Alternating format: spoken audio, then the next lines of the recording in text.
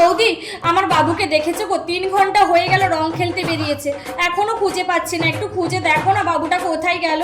বৌদি আমার বাবুকে খুঁজে পেয়ে গেছি, বাবুকে এমন সিলভার রং মাখিয়েছে ওই জন্য চিনতেই পাচ্ছিলাম না যে ওটা আমার বাবু বলে, এখন খুঁজে পেয়ে গেছি, তোমাদের আর খুঁজতে হবে না। বৌদি আমার বাবুর বাবা 2 দিন হয়ে গেল রং খেলতে বেরিয়েছে, এখনো বাড়ি আসেনি, একটু খুঁজে দেখো না আমার বাবুর বাবাটা কোথায় গেল।